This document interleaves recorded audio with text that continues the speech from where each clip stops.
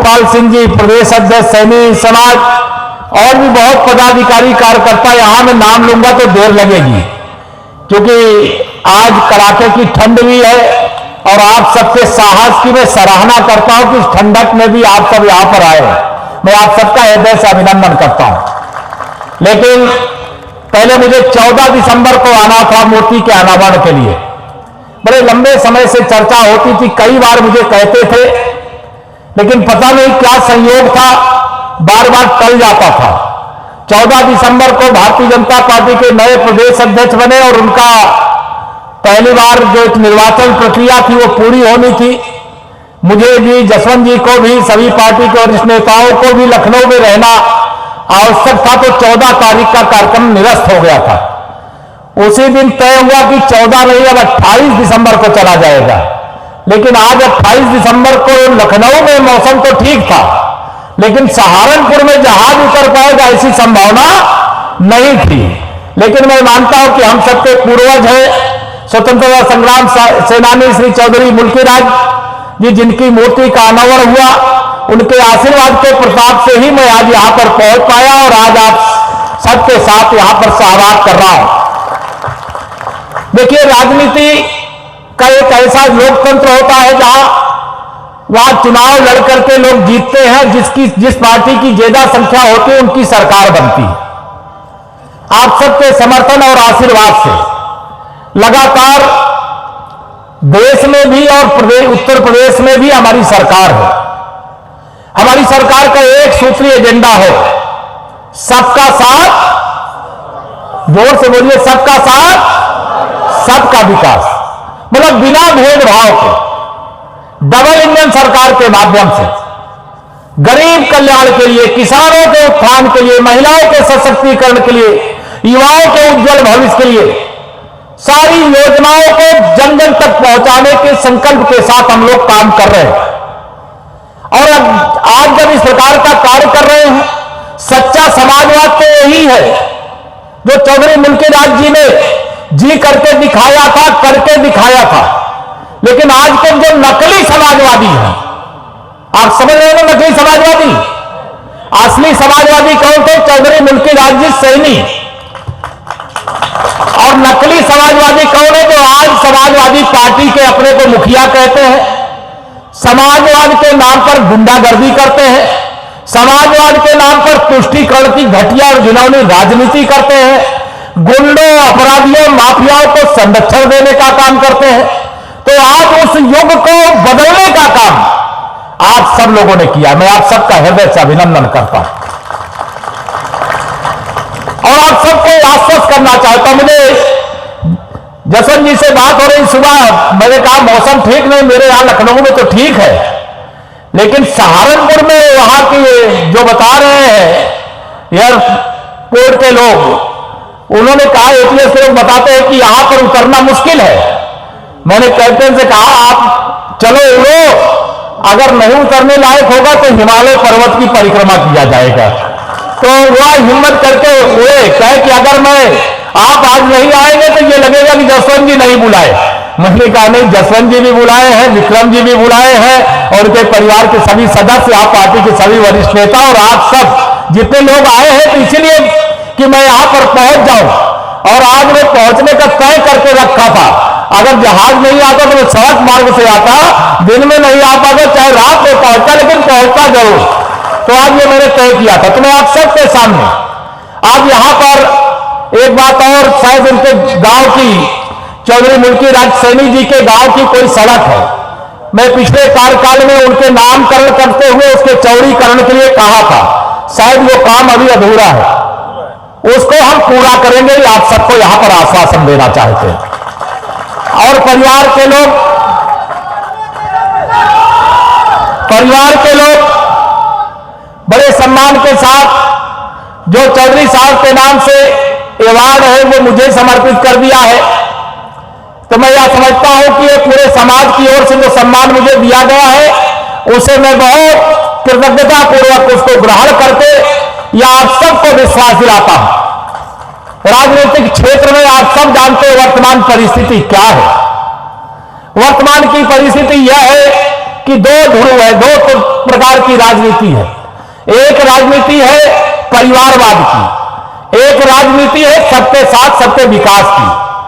आप जिस परिवार से चौधरी मुल्की लाल जी जैसे विधायक और सांसद रहे हों, उनके परिवार से क्या कोई विधायक सांसद है क्या? जोर से हाथ लगा बताइए, है क्या?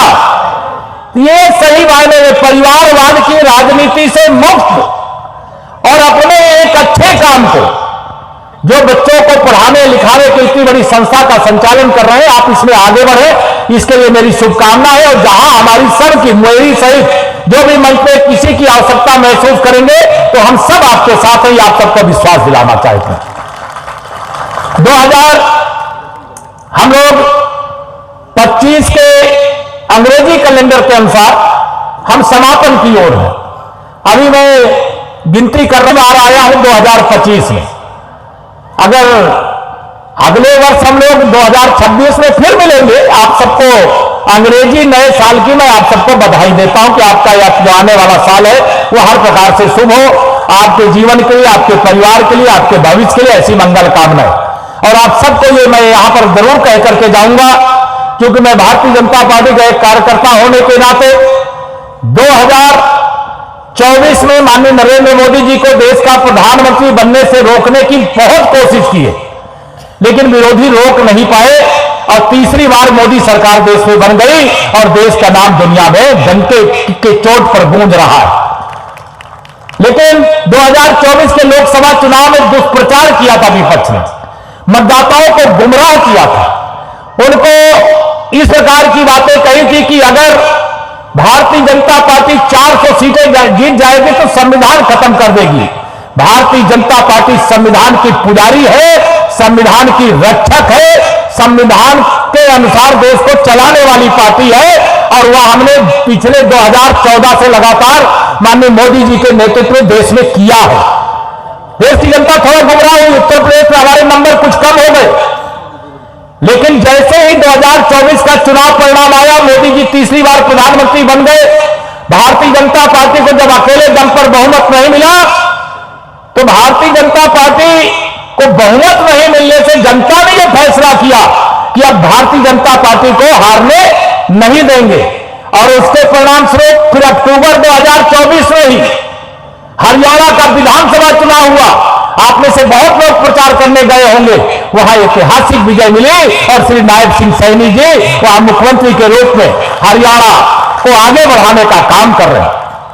उसके बाद चुनाव हुआ महाराष्ट्र का, वहां प्रचंडतम बहुमत, जब से महाराष्ट्र बना है इतनी बड़ी विजय नहीं मिली, वहां पर भी हमको ऐतिहासिक विजय मिली।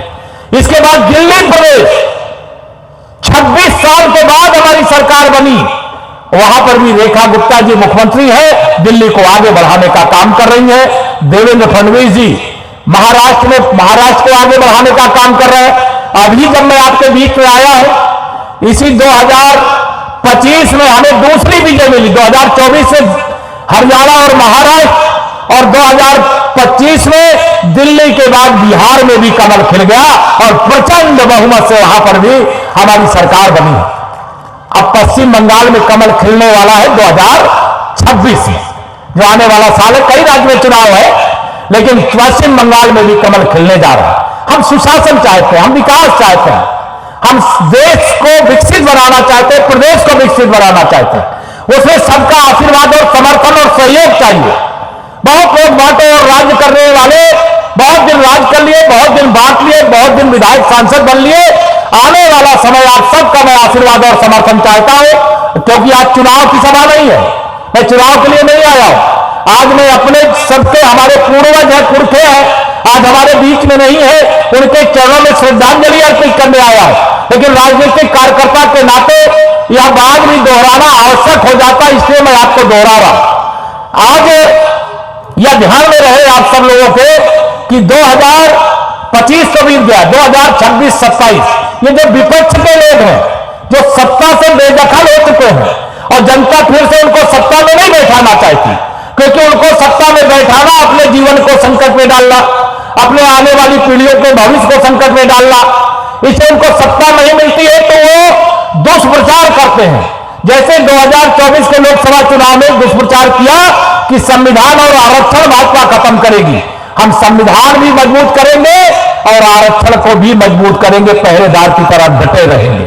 यह आप सबके सामने बताते हुए आगे ये दुष्प्रचार करेंगे। अभी एक बहुत बड़ा कानून आया है, जी राम जी, सुना है आप लोगों ने, पढ़ा है किसी ने? पढ़ा है सब लोगों ने, जी राम जी। अब ये जी राम जी क्या है? जी राम जी माने मोदी जी चाहते हैं जो मनरेगा के नाम पर भ्रष्टाचार हो रहा था वो भ्रष्टाचार बंद हो जाए। तो बताओ भ्रष्टाचार बंद होना चाहिए कि नहीं होना चाहिए? दोनों हाथ में बताओ, ठंडी लगी होगी दौड़ जाएगी, बंद होना चाहिए। मोदी जी ने कहा उसको बंद करने के लिए जी राम जी लाए।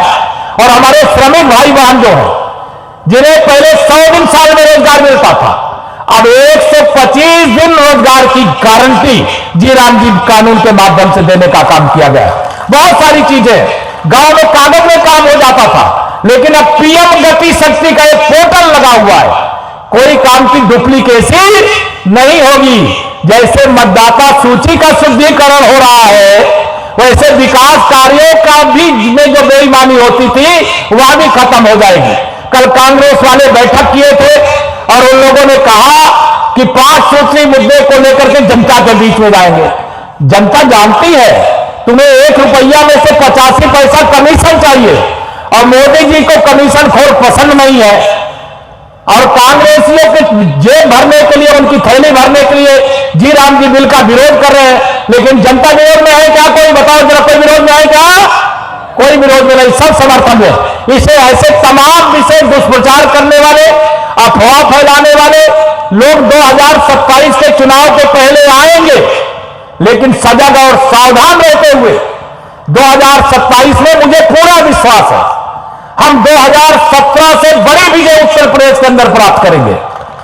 2017 से बड़ी विजय, और तीसरी बार उत्तर प्रदेश में भी माननीय मोदी जी के हाथों को मजबूत बनाने के लिए हमारी सरकार बनेगी।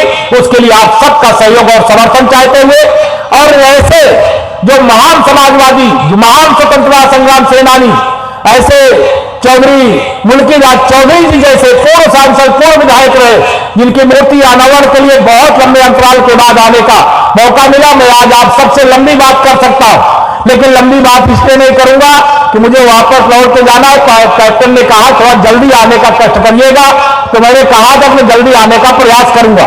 तो आज इतना ही निवेदन है, बहुत सारे लोगों के साथ आज फोटो में नहीं खिंचा पाया, लेकिन मैं ये जरूर कहूंगा कि अब जनवरी तक तो शायद अभी मौसम खराब ही रहेगा। फरवरी तक, जसन जी बता रहे फरवरी तक रहेगा। अगर फरवरी तक रहेगा तो फिर मार्च में आएंगे आप लोगों के बीच में, ठीक है? मार्च में आएंगे और फिर विस्तार से बैठक करेंगे, चर्चा करेंगे, सबसे भेंट करेंगे। एक अलग से भी बैठक का जो मंच यहां पर बैठा है, उनसे सबसे मैं चाहूंगा कि ऐसे जो प्रमुख 100, 200, 400, 500 लोग हैं, उनके साथ एक अलग बैठक का भी आयोजन आप सब कर लीजिएगा। बाकी पार्टी के कार्यक्रम होंगे, सरकारी कार्यक्रम होंगे, सामाजिक कार्यक्रम होंगे, उनको सब हम करेंगे। लेकिन हम मार्च के महीने में, जैसा बताया, अगर पार्टी ने कोई कार्यक्रम बता दिया बीच में ये कार्यक्रम होना है, फिर सहारनपुर जाना है, तो मैं मार्च के पहले भी आ सकता हूं, आपको बता रहा हूं, क्योंकि माता शाकुंभरी देवी के दर्शन बहुत दिन से नहीं किया हूं, तो दर्शन करने के लिए भी आ सकता हूं। आप सब इस कड़ाके की ठंड के बीच में, विपरीत मौसम में इतनी बड़ी संख्या में यहां आकर के इस कार्यक्रम को सफल बनाए और चौधरी श्री मुल्की राज जी के चरणों में अपनी श्रद्धांजलि अर्पित किए। हृदय से अभिनंदन। और मैं एक बार फिर से पूरे परिवार के सभी सदस्यों को, क्योंकि कई बार मेरी बातचीत होती थी कि ऐसी मूर्ति का अनावरण करना है, आपको आना है, शायद 2-3 साल से चर्चा, 5 साल से, विक्रम जी कितने दिन से? हाँ, गाँव वालों की सबकी उम्मीद है जी। हाँ, आप जो है गाँव का भी समय देते, गांव का समय है। अब की बार भी गांव में लगाए तो मैंने कहा अगर 2 जगह बढ़ जाए तो गड़बड़ा जाएगा, तो अगली बार जब आएंगे तो गांव में या जहां भी आप सब लोग तय कर लेंगे मैं वहां आऊंगा, ठीक है? आप सबको यह विश्वास दिलाते हुए अपनी वाणी को विराम देता हूं, सादर प्रणाम करता हूं। एक बार फिर अंग्रेजी नववर्ष के लिए आपको शुभकामना देता हूं। कार्यक्रम के अध्यक्ष आदरणीय दिलबाग सिंह जी हैं, 2 मिनट उनको भी सुन करके तभी आप लोग उठेंगे, ऐसी अपेक्षा करते हुए अपनी वाणी को विराम।